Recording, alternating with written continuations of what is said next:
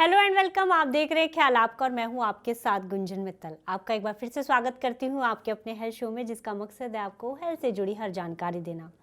कई बार कई बच्चे बार बार पेट में दर्द होने की शिकायत करते रहते हैं। हो सकता है कि दर्द पेट में कीड़े या स्टमक वॉर्म की वजह से हो।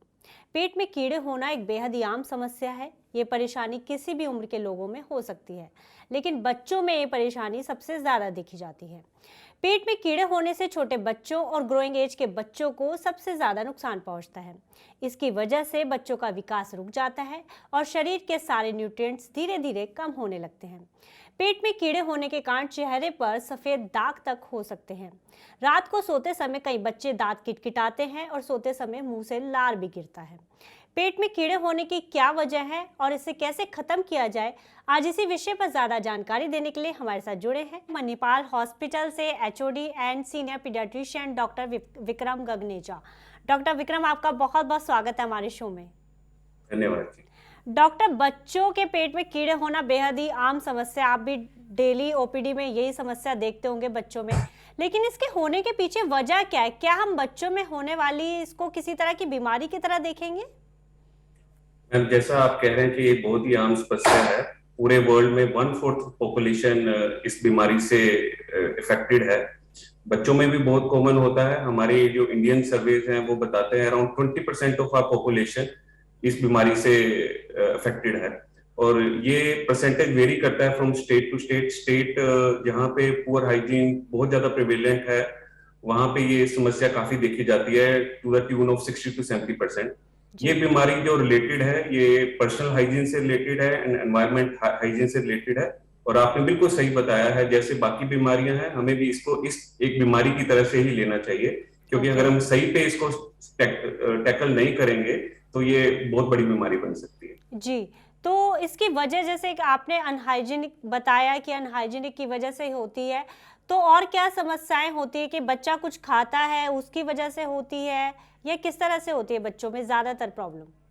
ये मैम, जैसे हम बात करें हाइजीन रिलेटेड ही ज्यादा होता है। ये दो तरह से स्प्रेड होती है। या तो ये आपके हाथ के हाइजीन अच्छा नहीं है, जिसको हम फीको ओरल रूट मानते हैं। और दूसरा, ये डायरेक्टली स्किन के थ्रू भी चले जाते हैं। जो बच्चे अनहाइजीनिक कंडीशन में बिना बेयर फुटेड खेलते हैं, उनकी स्किन से भी ये लार्वास बॉडी में जा सकते हैं और अपना लाइफ साइकिल शुरू कर सकते हैं। ओके। ये ये बीमारी हमें जो हम टैकल भी कर सकते हैं, वो इसी तरह के अपना सराउंडिंग को ठीक रखें और अपने पर्सनल हाइजीन को इम्प्रूव करें। तो ये बीमारी को हम बहुत तरह प्रिवेंट कर सकते हैं इन चीजों का ध्यान रखने से। ओके, तो किस उम्र के ज्यादातर बच्चों में देखी जाती है समस्या? ये ज्यादातर देखी जाती है प्री स्कूल चिल्ड्रन और फिर स्कूल चिल्ड्रन। अडल्ट में भी देखी जाती है। हमारे डिफरेंट तरह के ये वॉर्म्स होते हैं, कीड़े होते हैं। Depending on different age group, ये डिफरेंट डिफरेंट एज पे डिफरेंट डिफरेंट कीटाणु बच्चों के पेट में या बड़ों के पेट में होते हैं। ओके। डॉक्टर, ऐसे कौन से लक्षण हैं जिनको देखकर ये अंदाजा लगाया जाता है कि बच्चे के या किसी इंसान के पेट में कीड़े हैं? मैम, लक्षण तो इसके बहुत ही नॉन स्पेसिफिक हैं। और ये एसिम्टोमेटिक से शुरू होते हैं, बड़े माइल्ड सिम्टम से होते हैं। और अगर डिपेंड कि कितनी वॉर्म इन्फेस्टेशन है, किसी के अगर पेट में बहुत ज्यादा वॉर्म्स हैं तो उसकी सिम्टोमोलॉजी बहुत बढ़ सकती है। शुरू में ये क्या करते हैं बच्चों में, जैसे किसी को ग्रोथ रिटार्डेशन कर दें, एक ऐसी चीज, सिंपल चीज कर दें कि बच्चों की स्कूल परफॉर्मेंस खराब होनी शुरू हो जाए, उनके कॉग्निशन को भी इफेक्ट करते हैं। फिर ये बाकी न्यूट्रिशनल डेफिशिएंसी से मैनिफेस्ट करते हैं, जो कॉमनेस्ट होता है कि बच्चों में खून की कमी होगी, अनीमिया जी। हो गया। फिर ये पेट के लक्षण से भी आ सकता है, किसी को लगातार पेट दर्द रहना शुरू हो रहा है, बार बार डायरिया हो रहा है। और कई बार ये रेस्पिरेटरी सिम्टम्स में भी आ सकता है कि किसी को खांसी हो रही है बार बार। तो वो एलर्जिक मैनिफेस्टेशन से भी ये प्रेजेंट कर सकते हैं। अगर वॉर्म इन्फेस्टेशन बहुत ज्यादा बढ़ जाए, ये अपनी आंत को ब्लॉक भी कर सकते हैं, जो one of the serious complication है। ओके। आंत को क्या, ये हमारे पेनक्रियास की डक्ट या बाइल डक्ट, उसको भी ब्लॉक कर सकते हैं, जब हमारी वॉर्म की इन्फेस्टेशन या लोड हमारे अंदर काफी बढ़ जाए। डॉक्टर, पेट में कीड़े होने की जो ये समस्या है वो कितनी तरह की होती है और ये बच्चों की ग्रोथ के लिए कितनी हानिकारक है? मैम, जैसे कि मैं पहले बता रहा था, हमारे इंडिया में बहुत तरह के कीड़े पाए जाते हैं। उनमें से जो कॉमनेस्ट कीड़े हैं वो है round worm, hook worm, whip worm and pin worm. ये कॉमन कीड़े हैं जो बच्चों को इन्फेक्ट करते हैं। ये बच्चों को काफी डिपेंडिंग ऑन कितना लोड है उस बच्चे के अंदर, उस हिसाब से उनकी ग्रोथ फाइटरिंग कर सकते हैं, ग्रोथ को इम्पैक्ट कर सकते हैं। नॉट इवन ग्रोथ, ये बच्चे को एकेडमिक परफॉर्मेंस में भी पीछे ले जा सकते हैं। बाद में अगर ये हम इसको अच्छी तरह ट्रीट ना करें तो ये further nutritional deficiency like anaemia और अदर मल्टीविटामिन डेफिशिएंसीज ले जा सकते हैं। बच्चों को भूख लगना भी कम हो जाता है और फिर ये प्रॉब्लम कंपाउंड होती जाती है, बढ़ती जाती है, और बच्चे अल्टीमेटली काफी वीक हो सकते हैं जी। अगर इन्फेस्टेशन काफी हाई है। ओके, तो अगर इसको ट्रीट ना किया जाए तो बच्चों को बढ़ते समय के साथ और कौन सी बड़ी परेशानियां हो सकती हैं डॉक्टर? सबसे इंपॉर्टेंट न्यूट्रिशन डेफिशिएंसीज हैं। बच्चे को anaemia is the commonest issue of this worm infestation. जब हम अनीमिया से हम ग्रसित होते हैं तो हमें बहुत सारी परफॉर्मेंस में हमारे ढीले पड़ जाते हैं। बच्चों में देखा जाता है कि बच्चों की एकेडमिक परफॉर्मेंस, स्कूल परफॉर्मेंस बहुत नीचे हो रही है, खेलों में पार्ट नहीं लेते, बड़ा जल्दी थक जाते हैं जी। और उनको ये अगर ये विटामिन मल्टी डेफिशिएंसी तो उनको भूख लगना भी कम हो जाता है, तो ऐसे उनकी प्रॉब्लम बढ़ती जाती है। अगर लोड बहुत ज्यादा बढ़ जाए तो बहुत सीवियर, कई बार बच्चे बहुत सीवियर पेन एब्डोमेन के साथ भी हमारी इमरजेंसी में आ जाते हैं और हमें देखा जाता है कि उन्होंने हमारा इंटेस्टाइन ही ब्लॉक कर दिया। तो डिपेंडिंग ऑन अगर हम उसे ठीक टाइम पे उसे टैकल नहीं करेंगे, उनकी अंदर ग्रोथ होती जाएगी, उनका बर्डन बढ़ता जाएगा हमारे पेट में, तो सिम्टमोलॉजी बहुत बढ़ सकती है। ओके, तो डॉक्टर क्या इसका पता लगाने के लिए किसी तरह के टेस्ट किए जाते हैं? मैम पहले तो हम पेरेंट्स से हिस्ट्री पूछते हैं, उनको उनकी ग्रोथ हम चार्ट करते हैं उनके चार्ट पे। अगर वो ग्रोथ में फाल्टर कर रहे हैं या उनकी हिस्ट्री हमें पता लगती है कि शायद वर्म इन्फेस्टेशन हो सकती है, तो उन बच्चों में हम स्टूल टेस्ट कर सकते हैं। पर हमें stool test, multiple stool test करने होते हैं। वन स्टूल टेस्ट हम मिस कर सकते हैं क्योंकि जो इनकी जो अंडे बाहर आते हैं स्टूल के साथ, वो ऐसा नहीं कि हर रोज ही आएंगे। तो हम करते हैं अल्टरनेट डे टेस्ट करते हैं, या हर रोज लगातार 3 सैंपल फ्रेश स्टूल सैंपल से हम करते हैं, और उसमें हमें कई बार पता लग जाता है कि किस तरह का कीड़ा है, किस तरह का इसको मेडिकल ट्रीटमेंट से हम इसको सेटल कर सकते हैं। ओके, तो पेट में कीड़ों का इलाज क्या है? इसके लिए कौन सी मेडिसिन दी जाती है और क्या इस मेडिसिन से एक बार में ये सब कीड़े निकल जाते हैं? मैम कीड़ों की बहुत तरह की मेडिसिन है हमारे पास, बट जो हम कॉमनस्ट यूज करते हैं वो आजकल हमारे डीवोमिंग, हम नेशनल डीवोमिंग डे भी मनाते हैं जो हमारे इंडिया में फेब में मनाया जाता है, 2015 से चल रहा है। इस दिन हम अपने स्कूल के सारे बच्चों को एक ही टाइम पे हम डीवोम की मेडिसिन दे देते हैं। तो कॉमनस्ट मेडिसिन जो यूज करते हैं वो अल्बेंडाजोल है।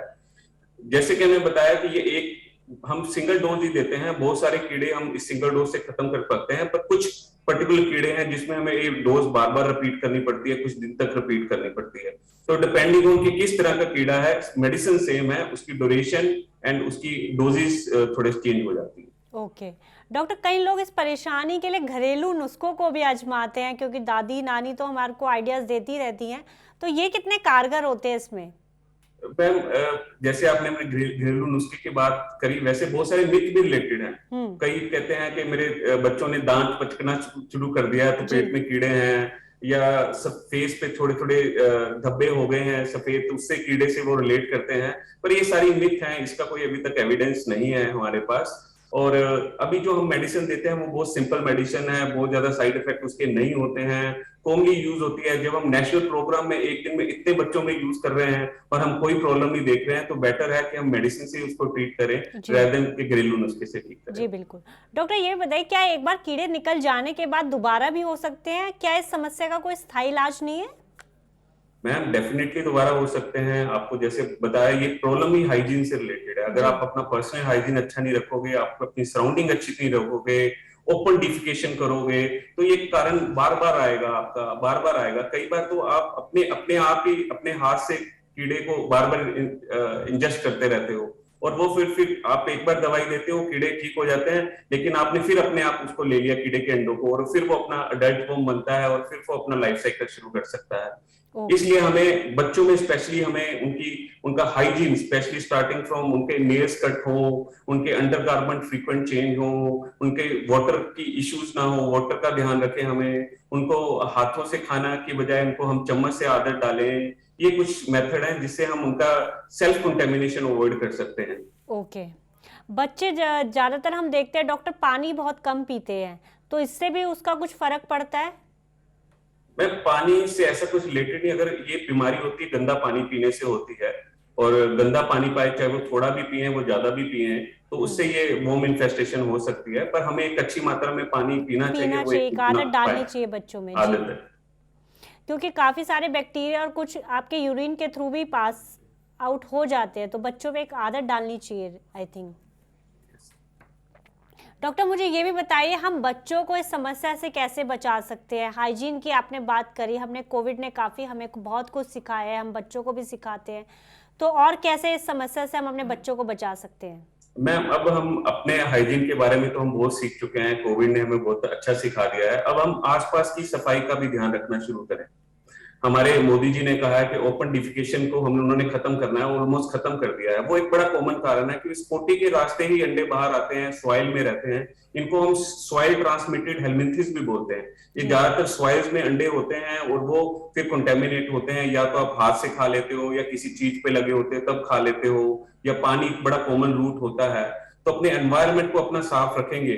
ये देखा गया है कि कुछ ऐसे स्टेट्स में जहां पे एनवायरनमेंट को उन्होंने बड़ा अच्छा इंप्रूव कर दिया है, वहां प्रिवेलेंस बहुत कम हो गई है। साउथ इंडिया के कुछ ऐसी स्टेट्स हैं जहां पे प्रिवेलेंस ओनली 7% है।